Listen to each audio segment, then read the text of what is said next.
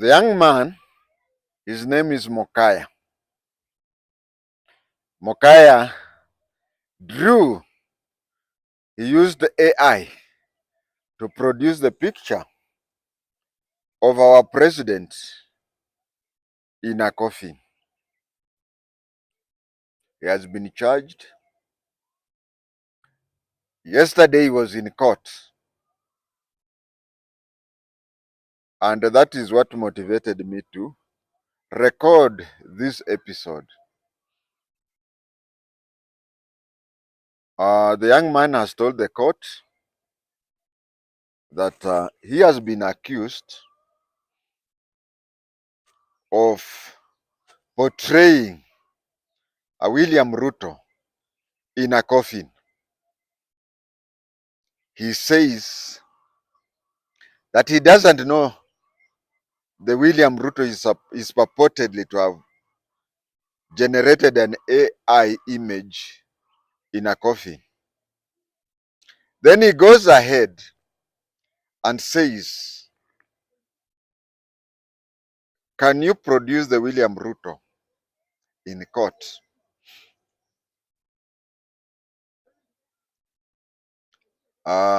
This is one of the occasions where I say I have a lot to say. I do not know which point to start with and which one to end with, but I'll try my level best to come up with it. This is where lawyers come into effect. This is why you find that in many jurisdictions, Kenya being included, there are some serious offenses where if you are accused of the offense, you cannot appear in court unless and until you are represented by a lawyer. If you cannot afford a lawyer, then the state has to provide a lawyer with you. And a lawyer, even if he's paid by the state, even if he's paid by human rights organization, and so forth and so forth, the interest of the lawyer is that he gets instructions. Mark the word instructions from the person he is representing or she is representing. In this case, the accused. Now, Mokaya has gotten a very good lawyer. He has gotten a very good lawyer who has advised him on how to jump about the case. And this thing is embarrassing the president. It is embarrassing our president. If only the president had advisors like me who would have told him to ignore what the Jinsis were doing. You know, the longer the story goes, the more embarrassing it is to the person of the president. At my age, I believe that some things are painful. But once the story has ended, the pain subsides. If the story continues, the pain still continues on the president. Yes, the young man, since that time, how many months are those? He has been in remand. That is painful on him. But another person's shoe, when they are paining him, cannot pain you. So whatever pain the kid is going through does not pain the president. But the president having a case before court, it is called PBC, pending before court, it is still has that hanging. If only the president would have ignored the whole thing at the beginning. But all presidents, not just William Ruto, do have advisors. And the advisors are very careful with the way they advise the president. A person like me and you, we can tell the president what we want to tell. But the advisors, at times, they have to bear in mind that some truth may annoy the appointing authority and they may lose their jobs.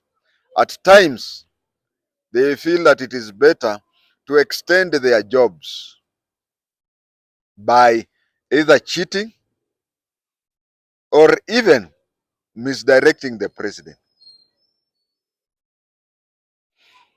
I remember when I was a recruit, as the first time I came about that. Forgive me if I may sound tribal. But then, even if I sound tribal, if you look at the two Luhya sub-tribes, my sub-tribe and the Tiriki sub-tribe, we are basically Kalenjins. Our definition is we are Luhya-speaking Kalenjins. So what I want to say is that some tribes, like Kikuyus and Kalenjins, do fear anything to do with death. But Luhyas and Luos, funerals is everything. Forgive if I may sound tribal, but you see a lot of activities when there is a Luhya or Luo dead. But Kikuyu and Kalenjin, they are in a hurry to bury and move on. They are in a hurry to move on. So, the president is the commander-in-chief and the head of state. But inside him, he is still a Munandi. He is still a Kalenjin. So I understand when young boys started, I have a sore throat, when the young boys started producing AI images of the president in as casket, for a Kalenjin, that one would really hurt him. That is why you find even in Kikuyu. Have you ever heard of Luhyas burying the wrong body? Luhyas will look at that person thoroughly. Even if you have harvested some body parts for sale or academic purposes for future pathology students, Luhyas will discover. But Kikuyu, just go there. I'm also a Kikuyu. Kikuyu should just say, funge hiyo sanduku, funge hiyo mtu wetu kwa hiyo sanduku. And that is why you find among Kikuyus, there are so many cases of people are discovering that they have buried the wrong body. Have you ever heard of a Luhya being exhumed because they buried the wrong body? So, before the president became a politician, he was an Munandi. And even when he retires, he'll still go back to be a Munandi. But he has to understand that some of these things, especially these people, I don't know what we call it in English, but we have some funny people whose only happiness is when you are disturbed. So when they drew these pictures of the president in a casket, him being annoyed really is what they wanted. This is what they wanted. And then the president even goes wrong by saying that he will not continue with the case, but he says that parents should advise their children. Of course, Bontown can never know that Nandis are afraid of a dead body. But then let me ask a question. This is somebody who is 20 years old. His parents have been mentoring him for over 20 years. Do you want to tell me that the same parents can correct a mistake that they did 20 years ago, for over 20 years, by doing it in 20 days or even 20 weeks? No, it is impossible. If for 20 years you have mentored your son and he is what he is, you cannot take 20 days or even you cannot take 20 days or even 20 weeks to change that child, whatever.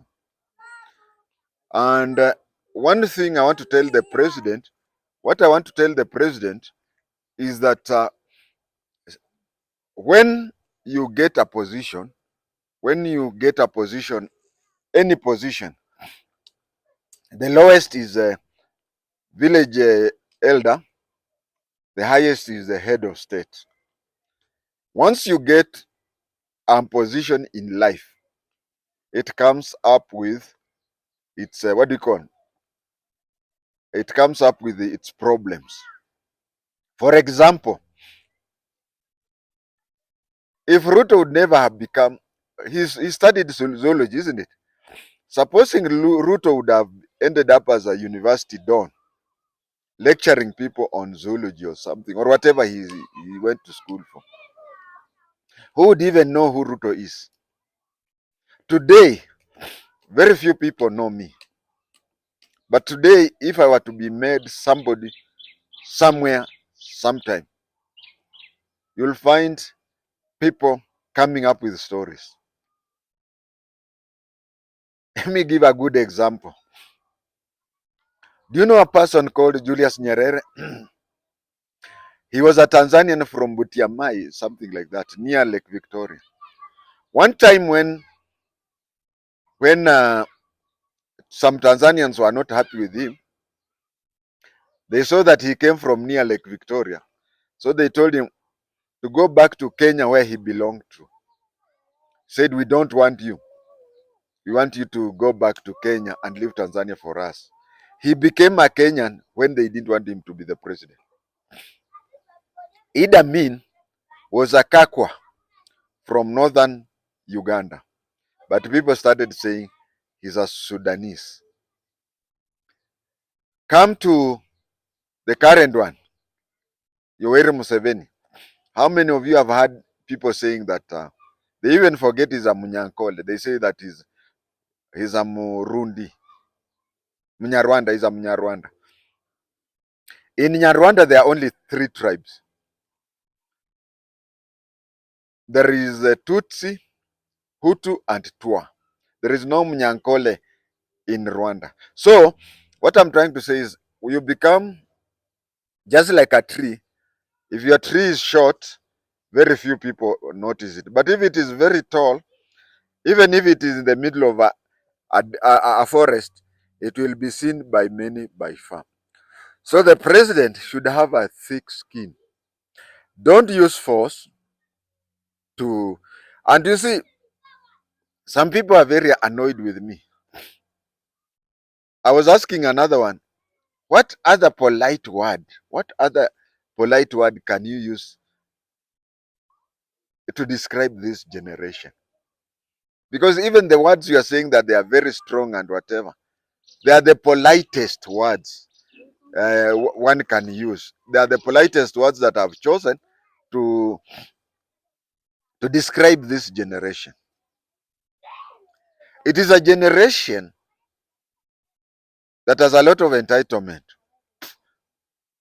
Na hawana kakitu. So they, when you talk to them, they tell you, mzee ongea vizuri ama utaona. Then ask, nitaona nini? What?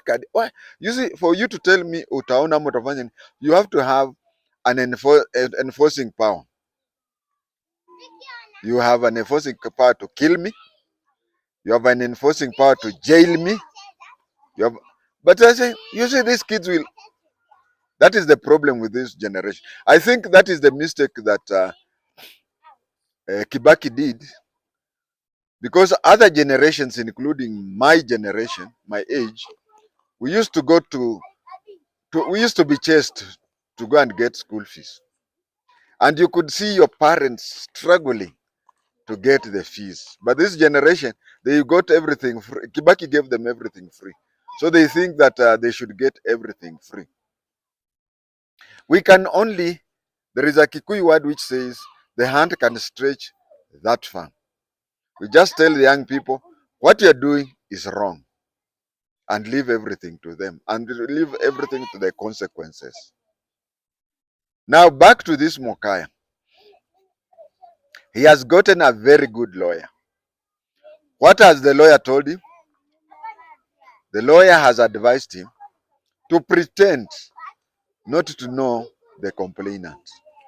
And of course, in any case in Kenya, especially of defamatory, the complainant has to present evidence before court and say, this is what was said and I was not pleased by it.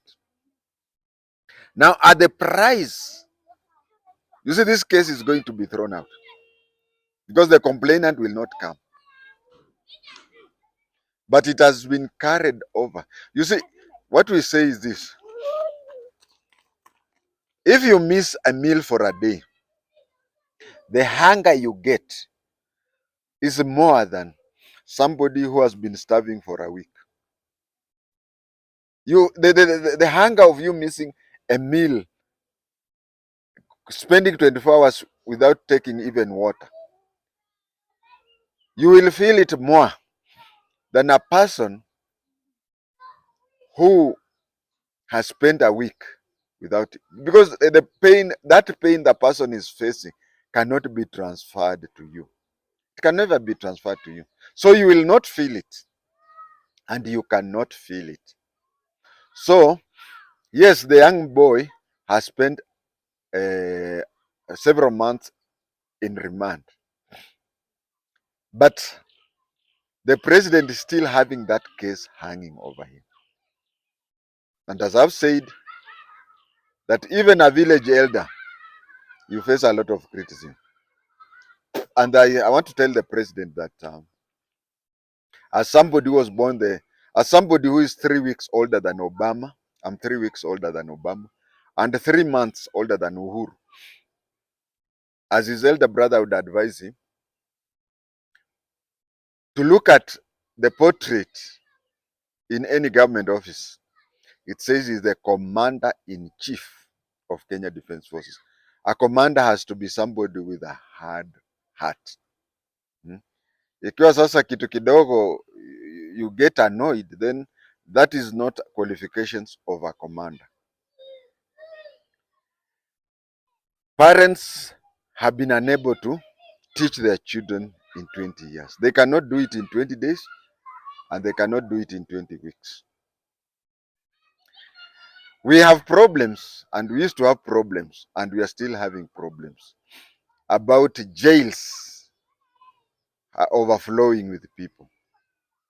Some of these things that the kids are being taken to court for could reduce the population in the jail. That is what I have to say. And as for Mokaya, he comes from those areas. Those people, they actually, where he comes from, there's a place called Nyasore. And these people undertake it is believed that where Mokaya comes from, the intake of Nyasore is higher in per capita. I don't know whether it is followed by or it is equal to Bunyore, but there are some of these things that I think the president should ignore. I remember one of the several courses I attended while I was a police officer is that we were being told that we should discourage taking people to court, jailing people, and whatever. And we were told that we were encouraged in what was later to be called ADR. We were told of things that later became ADR, because we used to be told that if possible, try to talk to the concerned people, and they do what is now alternative dispute resolutions. Because if everybody who is guilty is taken to jail, everybody will end up in jail, including even the jailers themselves, the magistrates, and even the prosecutors. So most of these things, let us just solve them. And then again, if somebody does a small mistake and is not action is taken, he does a bigger one, and he will now be caught red-handed.